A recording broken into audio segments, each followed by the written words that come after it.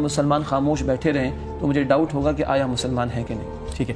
اچھا، آپ نے اس سے پہلے جب بات ہو رہی تھی آپ نے کہا کہ جو پولیٹیکل سسٹم ہے، ڈیموکریٹک سسٹم ہے، اس کے ذریعے نہیں آنا ہے بلکہ سڑکوں کے ذریعے، سڑکوں پر آ کے انقلابی راستہ مطالبہ کرنا ہے کہ اسلام نافذ کیا جائے. کس سے مطالبہ کرنا ہے؟ ظاہری بات ہے کہ جن کے ہاتھ میں اس وقت اقتدار ہوگا. دیکھیں ایک تھوڑا سینیریو سمجھنے کی ضرورت ہے.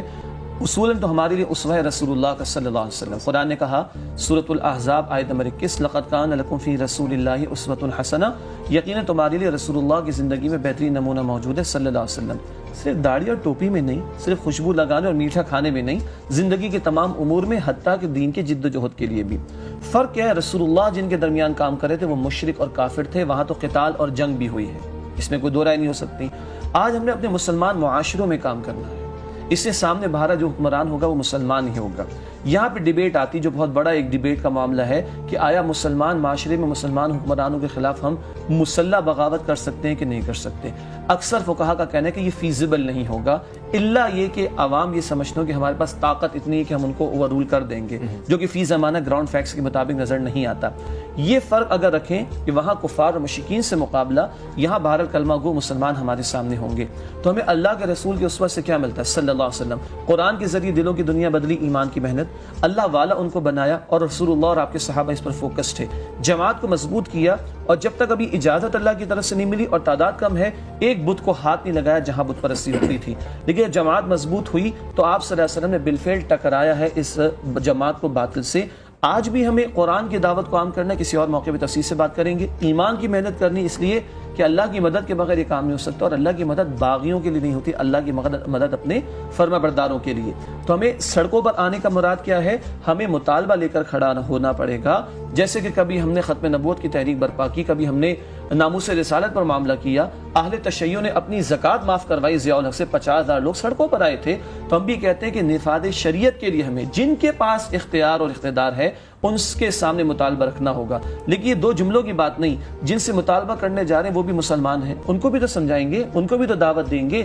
پھر کل وہ پولیس اور فوج جو اس گورنمنٹ کو سپورٹ کرتی ہے، اگر ان تک بھی ہم نے پیغام پہنچایا ہے تو وہ 10 مرتبہ گولی چلانے سے پہلے سوچیں گے کہ ان میں ہمارا بھتیجا بھانجا بھی کھڑا ہوگا جو مطالبہ لا رہا ہے، کس کا؟ کرسی کا، اقتدار کا نہیں، اللہ کے دین کا. اس کا ایک ریپلیکا ہمیں ایران میں نظر آتا ہے. سنی حضرات کا اہل تشیع سے اختلاف اپنی جگہ، مگر ایک ریپلیکا نظر آتا ہے کہ 25S کیسٹ ریولوشن کہلاتا ہے خمینی صاحب کا، اور اس کے بعد انہوں نے جانیں دی ہیں تو 2500 سالہ بادشاہت ختم ہوئی ہے ایران کے اندر. ہم سمجھتے ہیں کہ یہ اخذ شدہ ہے بات رسول اللہ کے دور سے صلی اللہ علیہ وسلم، جس کو آج ہمیں اس ملک پاکستان میں بھی اختیار کرنے کی ضرورت ہے. اچھا، بعض لوگوں کا یہ اعتراض ہے کہ موجودہ جو صورتحال ہے، جو زمینی حقائق ہیں، اس میں واحد فیزیبل راستہ ڈیموکریٹک پروسیس کے ذریعے ہی جانے کا ہے.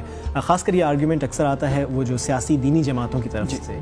تو اس پر آپ دیکھیں، اگر تو ہمارے پیش نظر نظام کو تبدیل کرنا نہیں ہے تب تو یہ راستہ موجود ہے. چہرے تبدیل کرنے تو پھر حماس کو بھی بڑے درجے میں کامیابی ملی، الجزائر میں کامیابی ملی، ابھی مصر میں اخوان المسلمون کو کامیابی ملی. مگر آپ دیکھیے کہ خالص ڈیموکریٹک راستے سے جب گئے ہیں تو کتنے کمپرومائزز کرنے پڑے، حتیٰ کہ 1-2 مرتبہ کہنا پڑا کہ ابھی شریعت کے نفاذ کا ہمارا موڈ نہیں ہے. حماس نے غالباً یہ کہا جی. اور ترکی میں آپ چلے جائیے، کتنی بڑی شاندار کامیابی ملی، مگر ابھی تک جو شریعت کے مسلمات ہیں ان کے نفاذ میں ان کو رکاوٹیں پیش آ رہی. تو اگر صرف چہرے تبدیل کرنے اور نظام تبدیل نہیں کرنا تو جائیے ڈیموکریٹک راستے پر، مگر اگر انقلاب برپا کرنا ہے اور اسلامی انقلاب لے کر آنا ہے تو رسول اللہ کا اسوہ سامنے ہے. بتائیے مجھے، اگر رسول اللہ ڈیموکریٹک طریقے پر کھڑے ہوتے وہاں پر، معاذ اللہ ثم معاذ اللہ، کبھی اقتدار میں آ سکتے تھے؟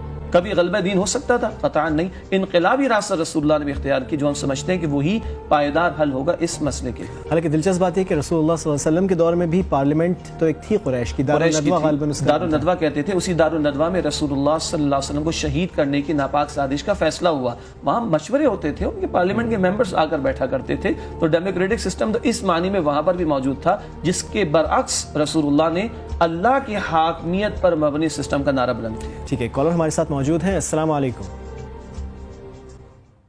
ہلو، السلام علیکم جناب. وعلیکم السلام. جی، آپ کا سوال.